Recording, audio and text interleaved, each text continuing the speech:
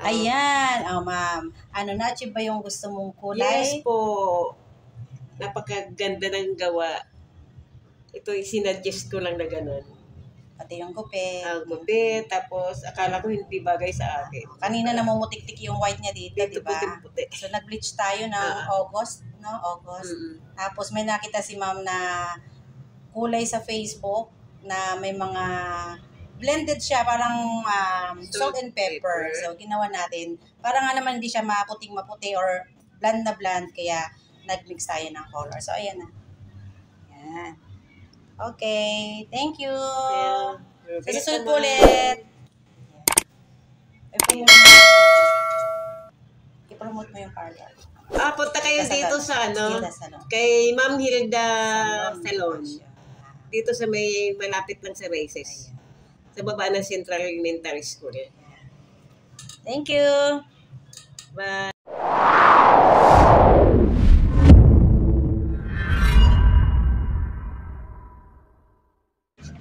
Hello everyone, magandang araw sa lahat. So ito po yung hair ni ma'am bago natin gawin.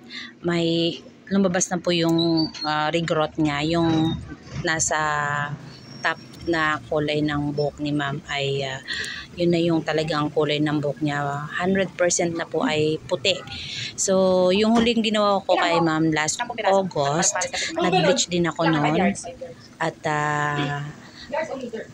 kasi binago ko yung kulay niya. Kinulayan ko siya noon ng ash gray. So ngayon December na, so almost 4 months na, kaya lumabas na naman po yung mga white hair ni ma'am or gray hair. So ngayon po, ang gagawin ko sa kanya ay may nakita siya sa Facebook na salt and pepper. So ayan po, nakita nyo black or dark yung nag-bleach ako ngayon or nag-highlights ako, or let's say low lights. Low lights kasi instead na going to light ay ginawa ko going to dark. So bali, ang gusto kasi naming ma-achieve na gusto ni ma'am ay salt and pepper. So nag-mimix yung dark, may dark and may light color.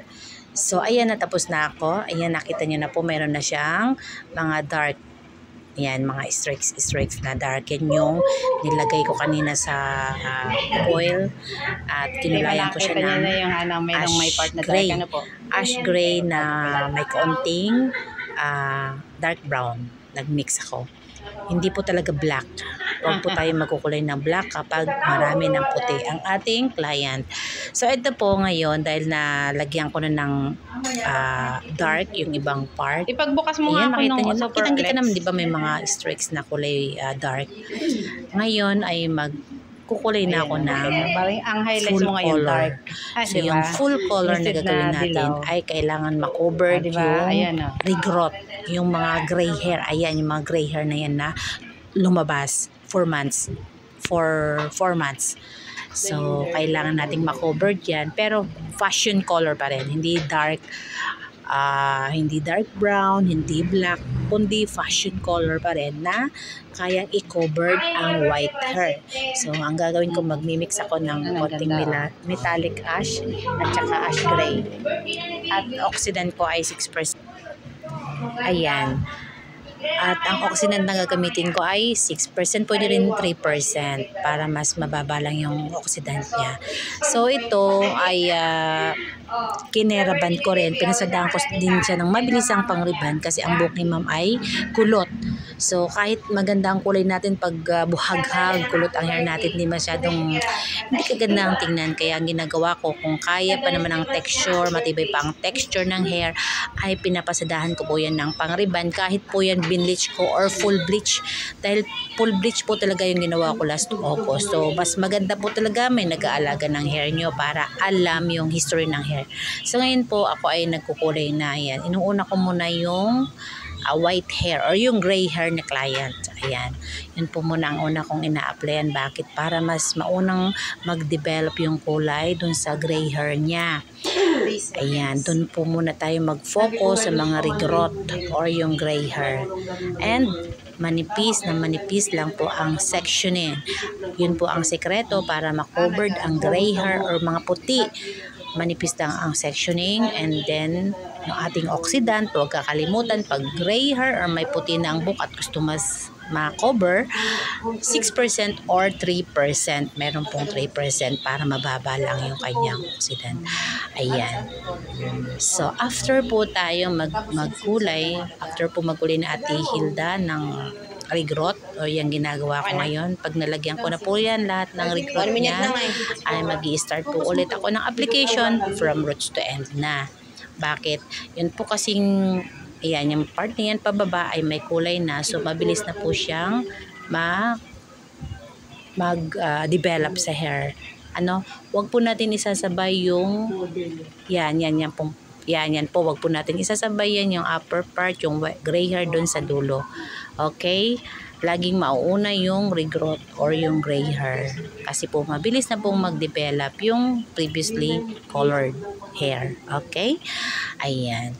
So, ayan po guys, ating mga subscribers, ating mga viewers, kung hindi pa po kayo nakapag-subscribe sa channel ni Ate Hilda, please do subscribe naman po. And please, huwag nyo naman pong i-skip ang ating ads para naman po kumita tayo kahit konti lang. O, diba? And, ang gagawin po natin, i-click po muna natin yung like, yung bell button, sa right side, yung bell, yung kampana. I-click po muna natin yan bago po tayo mag-subscribe. Kasi po, pag inuna nyo yung pag-subscribe, baliwala lang po yan. So, maigpit po ang ating, ang YT. So, ayan po. So, syempre, guys, sisikapin natin syempre na may maituro tayo sa ating mga viewers para naman syempre minsan gusto natin magtipid-tipid, gusto natin mag-DIY, so yun ang ating gusto naman sa ating channel na may matutunan ang ating mga viewers. So ayan po, nakita nyo masinsin yung pag-apply ko ng pang color or colorant. So ano pong ginamit ko again? Metallic ash and ash gray, nagmix po ako, and then 6% or pwedeng 3%. Ayan po, kung gusto nyo pong magtanong, pwede po kayo magtanong dyan sa comment section kung may mga katanungan kayo. Kung ano po yung ginagamit natin, yan. At syempre po naman, ang ating mga ginagamit ay depende naman sa kakayanan ng budget ng ating customer.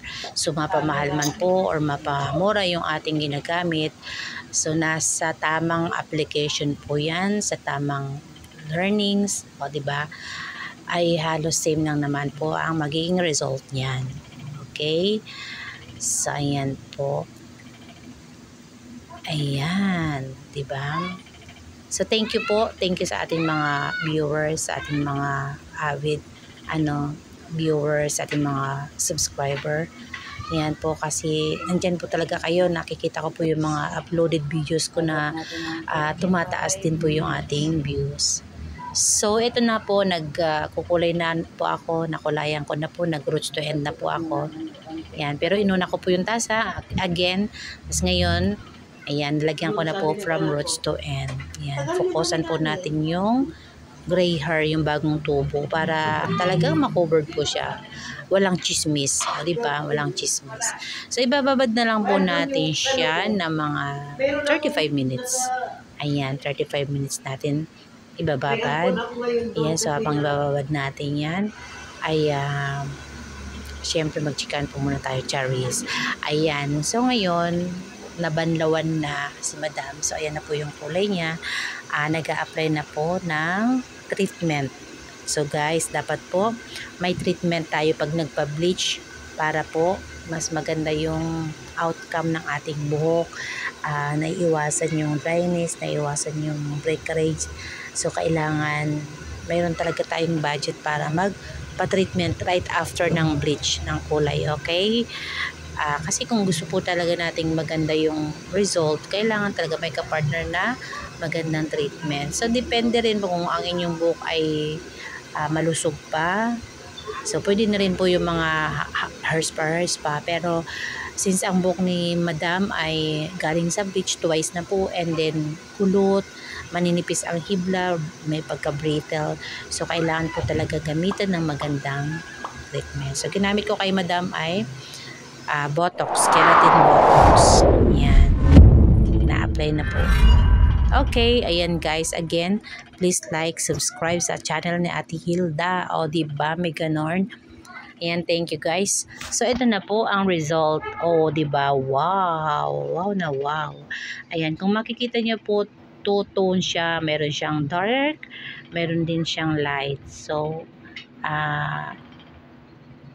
pati yung gray hair niya sa tuktok, yung mga regrowth niya na covered po talaga yung mga white hair. Ayan, nakikita nyo guys, diba nagmi-mix yung may dark and may light, yung gray niya, diba?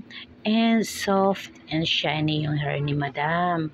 Kaya naman si Madam ay bumalik sa atin kasi yun talaga yung gusto niya, na kahit na bleach ay hindi siya matigas at hindi nagpuputol, di ba?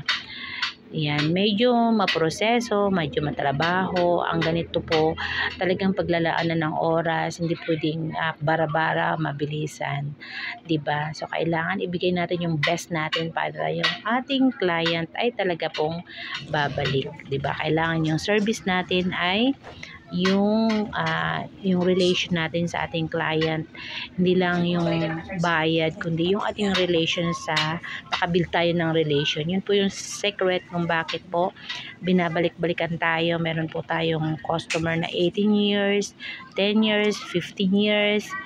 Ayan, dahil talaga namang yung ating pagmamahal sa ating client ay nandun.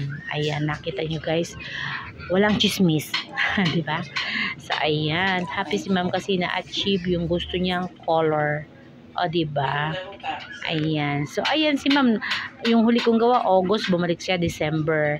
Samantalang yung iba, pag nagpakulay, nagpa-cover ng black sa puti nila. So, 2 weeks pa lang nakikita na naman yung puti. Kaya, ang payo ko po, kung marami na kayong gray hair, mga white hair, wag po kayo magpapaitim ng kulay or dark brown. Yeah. Ayan guys, diba? Bumata si ma'am sa kanyang hair. Ayan. Ayan. At marami pong gumaya sa buhok ni ma'am. Napakaganda ng gawa. Ito sinadjust ko lang na gano'n. Pati yung gupit. Ang gupit, tapos akala ko hindi bagay sa akin. Kanina namumutik-tik yung white niya dito, Ito di ba? puti-puti. So nag-bleach tayo ng August, no? August. Tapos may nakita si ma'am na kulay sa Facebook na may mga blended siya, parang salt and pepper. So ginawa natin. Para nga naman hindi siya maputing-maputi or bland na bland, kaya nag-mix tayo ng color. So ayan na. Ayan. Okay, thank you.